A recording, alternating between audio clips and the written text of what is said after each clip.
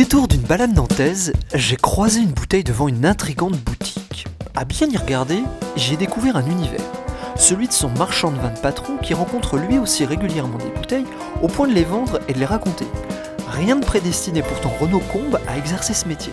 J'allais souvent dans un bar quand j'étais à San Francisco, avec des Français, avec des potes, donc on finissait là-bas, il y avait un New-Yorkais, ferré du vin, et qui à chaque fois parlait du vin me prenait moi comme témoin, parce que j'étais français, j'étais censé connaître.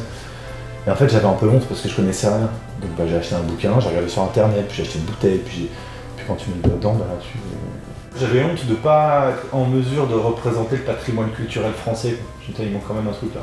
Voilà, un jour je suis rentré chez moi en me disant qu'est-ce que je fous là quoi. Donc ma femme m'a dit arrête de te plaindre et action. Donc j'ai réfléchi, je me suis dit je vais faire un métier où je rends les gens heureux. Bah là c'est un peu pareil en fait, quand les gens viennent te voir le lendemain avec le smile jusqu'aux oreilles, c'était super bon, voilà, t'as l'impression que t'as fait quelque chose pour les gens, tu les rends un peu heureux. Voilà pourquoi. C'est donc avec ce postulat que cet ancien des Beaux-Arts a quitté son métier d'illustrateur graphiste pour se lancer dans le vin afin de rendre les gens heureux.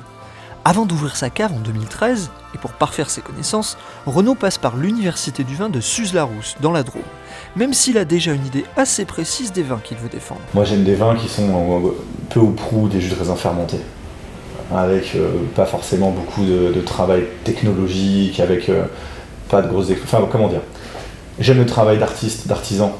Donc c'est surtout c'est que des vignerons indépendants ou des petites exploitations ou des gars qui font le boulot eux-mêmes. La plupart du temps, pour pas dire 99,9% des vins qui sont ici, c'est vendangé à la main, c'est en bio, en biodynamie, en nature, en tout cas sans chimie, sans tout ce gros bardala quoi. C'est une approche plus humaine, plus terrienne, plus saine, plus dans l'air du temps en tout cas j'ai l'impression quoi. Pourquoi ? Il y a deux raisons. La première je trouve que c'est le goût. Parce que quand on a appris à goûter ce genre de vin, on a beaucoup de mal à revenir vers des vins qu'on appelle plus conventionnels. Le décor est planté, mais reste cette bouteille que j'ai vue en passant. Un Malvoisie de la jeune appellation des Coteaux d'Ancenis, produit à 30 km de la cave de Renaud par un père et son fils, Bernard et Benoît Landron. Donc on en fait chez nous à Ancenis. Ancenis c'est assez intéressant comme c'est une appellation qui n'est pas très vieille. On a vraiment, je veux dire, un pied dans le Muscadet, son côté atlantique, et un pied en Anjou. On est vraiment équidistant des deux.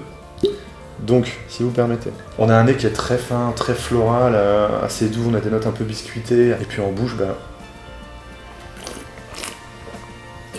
le sucre est présent sans être trop présent, donc il y a vraiment cette petite pointe sucrée un peu agréable, et c'est ça qui est génial avec la Malvoisie, et c'est ça qui est agréable avec ce vin. C'est goûter avec des madeleines. Tu te mets ça un peu frais, c'est rafraîchissant, c'est sucré, c'est ultra gourmand. Ou alors, pareil, je prends pas trop de risques, mais sur des pâtes persillées, c'est super agréable. C'est hors de prix, ça coûte 12 €. C'est complètement une gourmandise. Si vous aussi flânez un jour du côté de la cathédrale de Nantes, peut-être y croiserez-vous également une bouteille à déguster. Vous pouvez compter sur Renaud pour vous la confier.